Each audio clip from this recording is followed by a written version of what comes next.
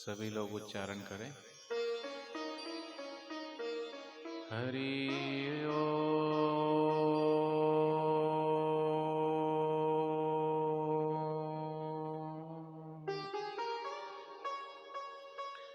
हरि ओम।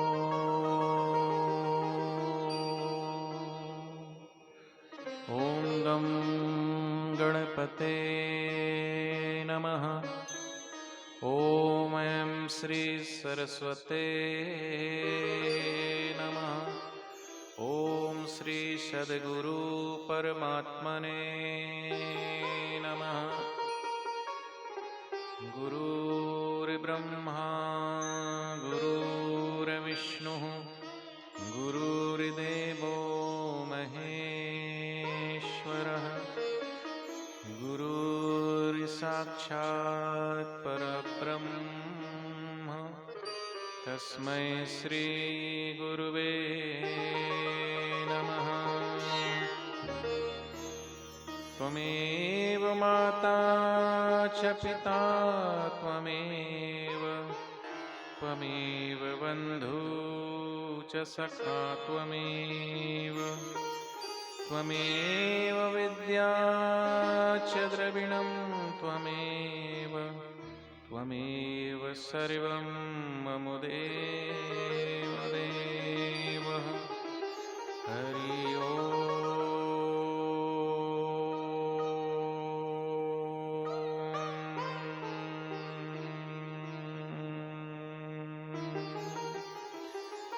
हरि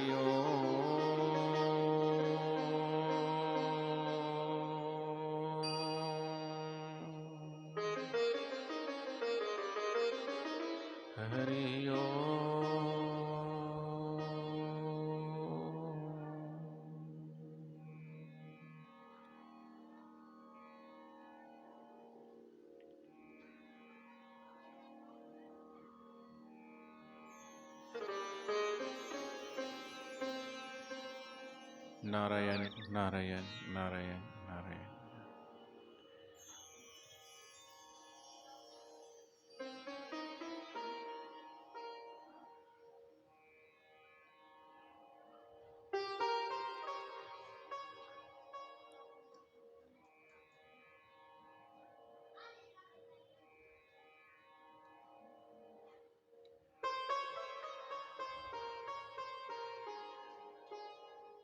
भगवान की सबसे बड़ी कृपा क्या है? बोलिए भाई लोग, बोलो, भगवान की सबसे बड़ी कृपा क्या है?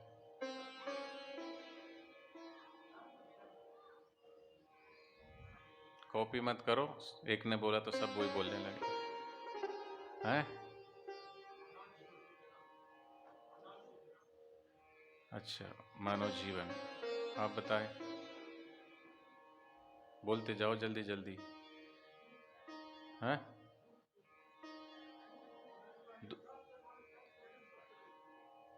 अच्छा, कष्ट सबसे बड़ी कृपा है। और हैं? हाँ हाँ, बाकी सब गुरु कृपा ही सार है, बाकी सब बेकार है।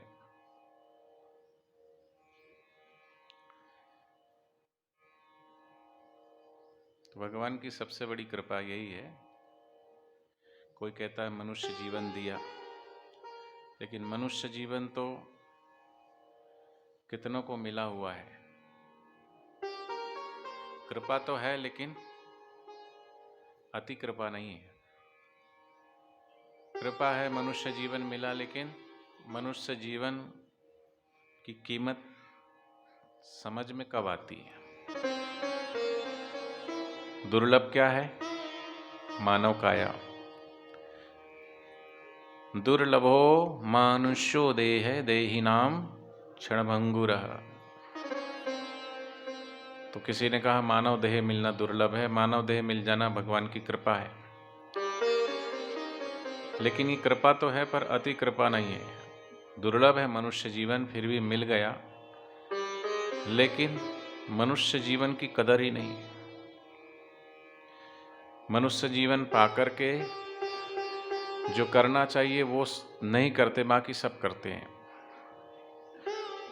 फिर बोलते हैं अगर हम ये नहीं करेंगे तो दुनिया कैसे चलेगी, ये नहीं करेंगे तो दुनिया कैसे चलेगी, शादी नहीं करेंगे तो दुनिया कैसे चलेगी, बच्चे पैदा नहीं करेंगे तो दुनिया कैसे चलेगी, पैसा नहीं कमाएंगे तो दुनिया कैसे नहीं चलेगी।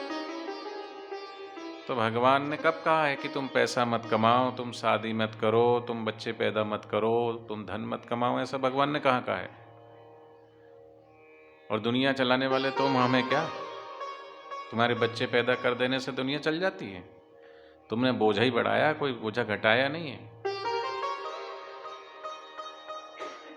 ब्रह्मज्ञानी महापुरुष इस धरती पर वो ही बोझा हल्का करते हैं, बाकी तो हम सब बोझा ही बढ़ाते हैं धरती पर। बोझ है बोझ। जिसको अपनी आत्मा का भान नहीं है, जिसको अपने आत्म उन्नति का, कल्याण की जिज्ञासा नहीं है, वो सब धरती पर बोझ है। जिनको हरि चर्चा नहीं सुहाती, जिनको सत्संग नहीं सुहाता, वो सब धरती पर क्या है? तुलसी पूर्व के पाप से हरि चर्चा न सुहाए। सत्संग में अगर रुचि नहीं है तो समझो हम धरती पर बोझ हैं, बोझ। और आजकल की जो औलाद है, आजकल के बच्चे हैं ना, उनको सत्संग में रुचि नहीं। वो माता पिता की सेवा में नहीं रुचि रखते तो सत्संग में क्या रुचि रखेंगे? 12 बजे 1 बजे सो रहे हैं, मोबाइल पे लगे हुए हैं, चिड़चिड़ा स्वभाव हो गया है। न टाइम से उठते हैं, न टाइम से खाते हैं, न टाइम से कहीं आते हैं, न जाते हैं। तो तुलसी पूर्व के पाप से हरि चर्चा न सुहाए।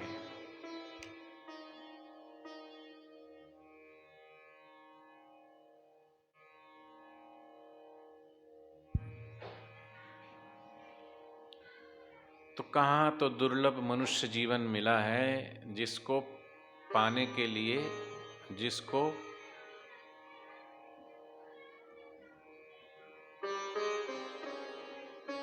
देवता लोग भी तरसते हैं पाने के लिए, वो मनुष्य जीवन हमें मिला है। अच्छा बताओ, पाताल लोक में चले जाओगे, नरक में, तो वहाँ से मुक्ति मिल जाएगी क्या? नहीं मिलेगी। अच्छा स्वर्ग में चले जाओगे तो मुक्ति मिल जाएगी क्या? नहीं मिलेगी। तो क्या मनुष्य जीवन में आ जाओगे तो मुक्ति मिल जाएगी क्या? नहीं मिलेगी। तो सुख कहाँ है? वास्तविक सुख कहाँ है? न मनुष्य जीवन में है, बापूजी क्या बोलते हैं, ना देवता बनने में है, ना पशु बनने में है, न पक्षी बनने में है, न घोड़ा बनने में है, न गधा बनने में है।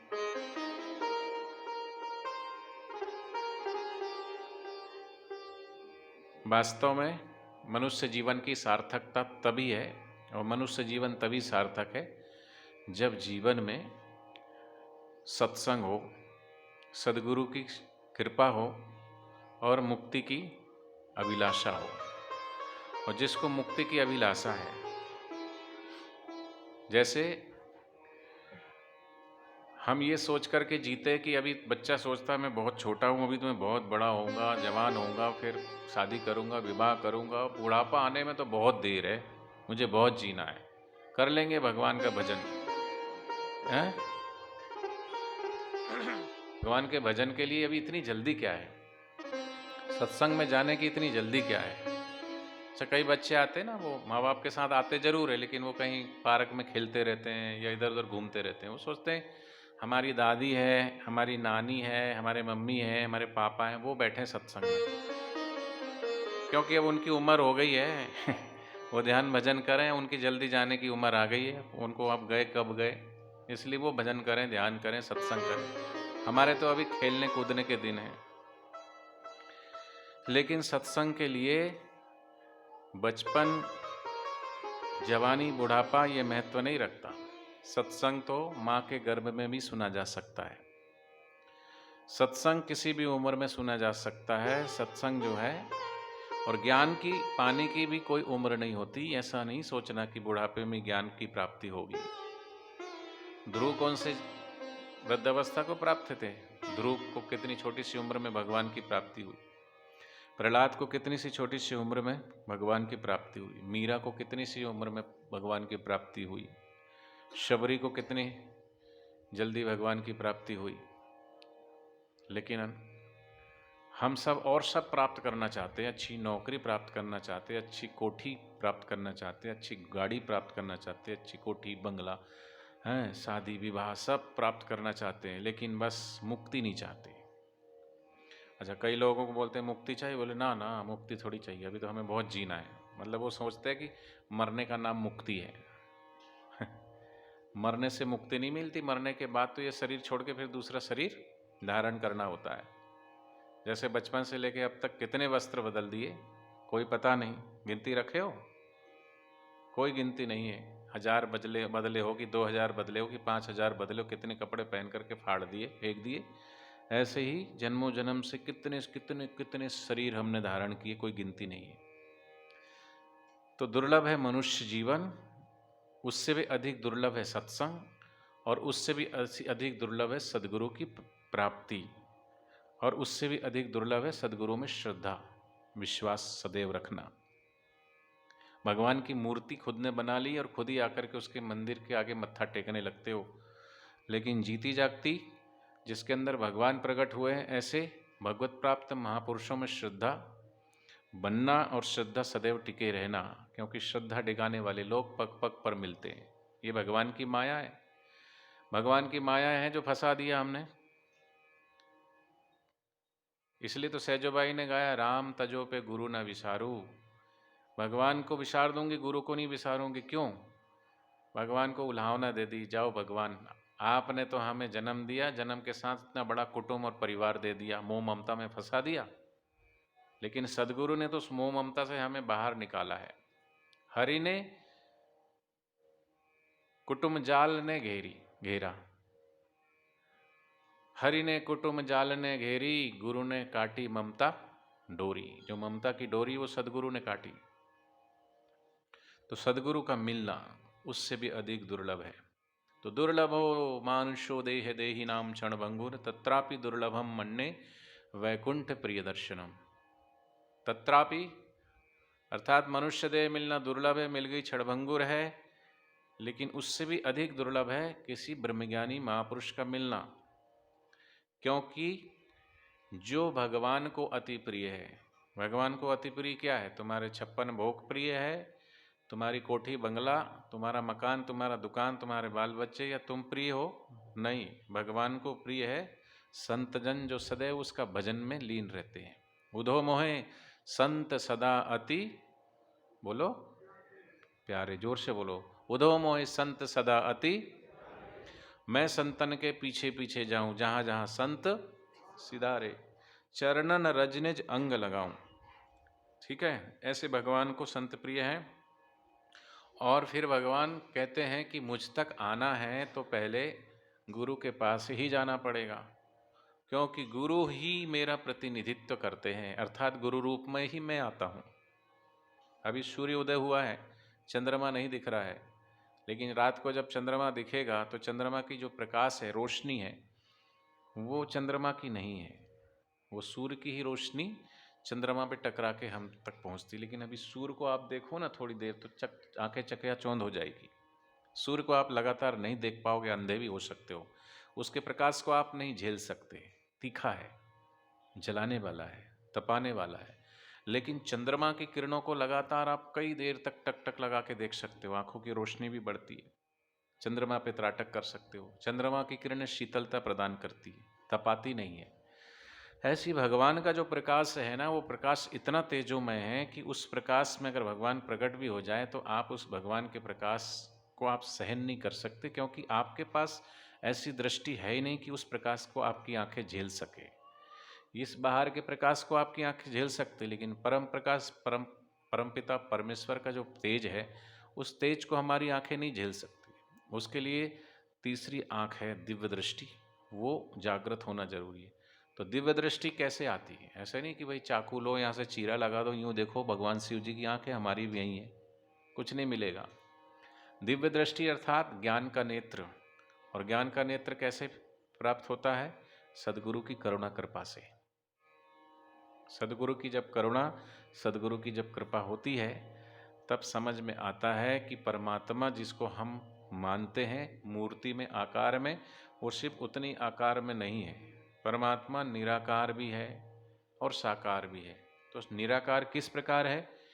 क्योंकि अगर परमात्मा का एक आकार है तो वो परमात्मा नहीं हो सकता, क्योंकि हमने एक सीमा में उसको बांध दिया, और जो सीमा में बंध जाए वो भगवान, बोलो, नहीं हो सकता, क्योंकि भगवान असीम है, सीमा में उसे नहीं बांध सकते, तो किसी एक रूप में नहीं बांध सकते, इसलिए वो निराकार, उसका कोई आकार ही नहीं है।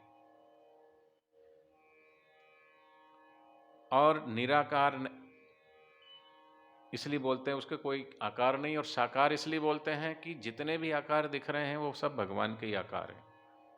इसलिए बोलते हैं ना कि जहाँ जहाँ तक हमारी दृष्टि जाती है, जिसमें, अब देखो ये पेड़ जो है वो किससे शक्ति प्राप्त कर रहा है? बोलो। ये मिट्टी, ये पांच तत्व जो बने हैं, सभी वृक्षों में भी वही पांच तत्व है, हमारे में भी वो पांच तत्व है, समस्त जीव जंतुओं में पांच तत्वों से बना शरीर है।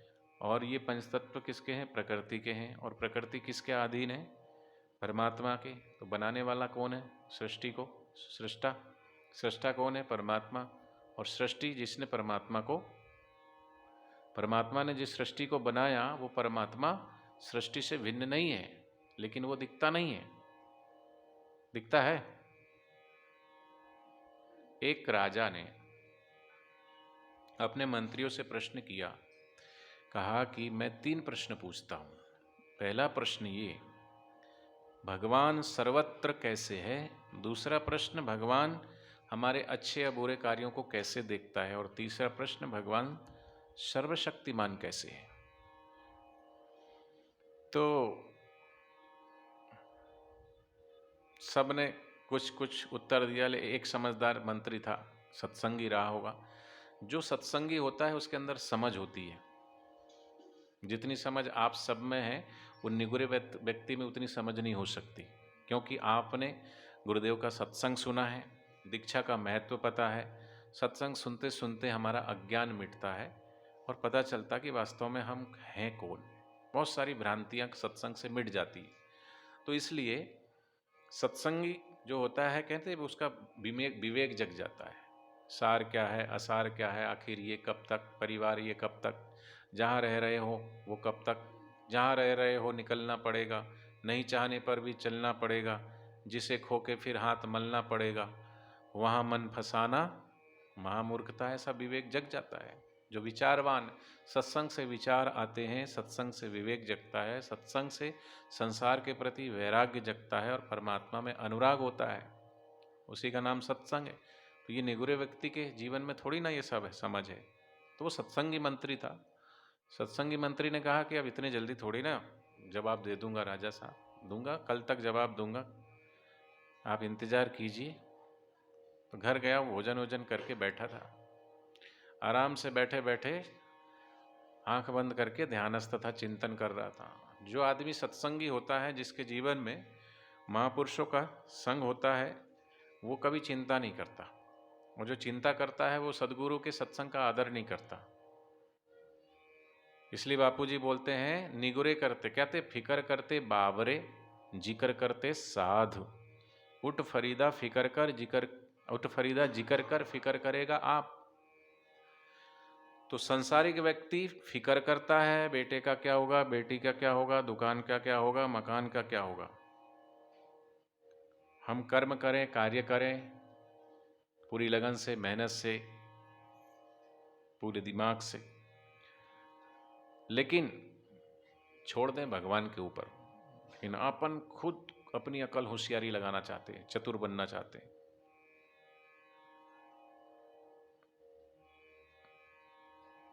तो उस मंत्री ने कहा कल बता दूंगा। तो वो ध्यानस्थ था, चिंता नहीं, चिंतन में था। और बापूजी बोलते, चिंता से चतुराई घटे, घटे रूप और बोलो ना। चिंता ऐसी अभागनी, चिंता चिता समान, खुद को जलाती है। तो फिक्र करते बावरे, जो संसारिक व्यक्ति वो फिक्र करता है। और जिक्र माने भगवान का भजन कौन करता है? साधक, साधु भगवान का।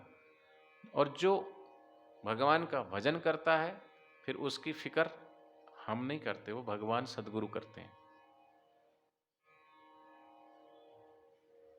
कैसे करते हैं?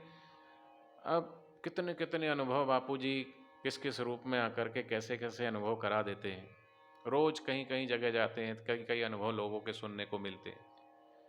अभी बिलासपुर से होके आ रहे हैं, मैं यहाँ से बिलासपुर गया था, तब तो वो अनुभव मुझे नहीं समझ में आए थे ना, मैंने सुना था। लेकिन वहाँ गए तो मेरे ऐसा सुना, और वो प्रत्यक्ष प्रमाण है, ऐसा सुना सुनी सुनाई बात नहीं है। उन्होंने बताया और प्रत्यक्ष व्यक्ति दिखा और दिखाया। एक तो ये दिखाया कि अंबिकापुर में, यहाँ से अंबिकापुर कितना दूर है? आपके छत्तीसगढ़ में ही है ना अंबिकापुर, नाम सुना है? तो वहाँ पे एक अग्रवाल फैमिली है, बापू जी से दीक्षित हैं, साधक है। पिछली बार वहाँ सत्संग हुआ था तो मैं उनके घर भी गया था। तो अभी कोरोना काल चला, तो कोरोना को ऐसी बदनाम कर दिया, corona corona corona corona. Corona से व्यक्ति इतने नहीं मरे हैं जितने डॉक्टरों ने उन व्यक्तियों को मार डाला, लोगों को मार डाला डॉक्टरों ने। जब कोरोना की कोई दवाई ही नहीं तो तुम एडमिट किस लिए कर रहे हो? जब कोरोना का कोई इंजेक्शन नहीं तो किस बात का इंजेक्शन दे रहे हो? किस बात की गोली दे रहे हो? किस बात की दवाई दे रहे हो? लेकिन विचारों को पता नहीं होता कोरोना है क्या, कुछ नहीं, एक वायरस है। ठीक है, वायरस ही वायरस है बॉडी के अंदर। सर्दी खांसी जुखाम बुखार सब ये वायरस ही है। वो वायरस ना बने, वो वायरस इस मौसम में जो एक फैल गया वो जल्दी फैल जाता है। जिसकी इम्यूनिटी कमज़ोर है, जिसकी प्राण शक्ति कमज़ोर है, तो फिर भी उसकी नेचुरोपैथ में नेचर के द्वारा बिना दवाई गोली के जब बनी नहीं तो उसके सिस्टम के अनुसार उसका इलाज होता। लेकिन जैसे ही कोरोना हुआ लोग एडमिट हो गए, हैवी हैवी, बोले 40,000 का इंजेक्शन लगवा रहे हैं, कोई 10,000 का इंजेक्शन लगवा रहे हैं, 600 mg की दवाइयाँ दे रहे हैं। और क्या हुआ फिर? तुम्हारा पैसा भी लूट लिया और मर गए तो उनकी किडनी भी निकाल ली, लीवर भी निकाल लिया, आँख भी निकाल लिया, क्योंकि बॉडी तो तुमको मिलने वाली है नहीं, दूर से दिखा देंगे वो है। अब वही है कि कौन और है पता नहीं, और ले जाके जला दिए उसको। मेरे को बताया है यहीं यहीं जलाया जाता है कोरोना वालों को, इसके पीछे ही जलाया जाता है, यहाँ बना रखा है, जला देते हैं।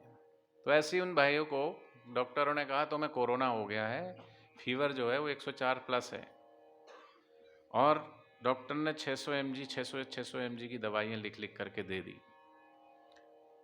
और वो खा रहे हैं, डॉक्टर को भगवान मानते हैं। भगवान क्या है? डॉक्टर भगवान तो कहते, लेकिन डॉक्टर है, आजकल के डॉक्टर भगवान कम शैतान ज़्यादा है।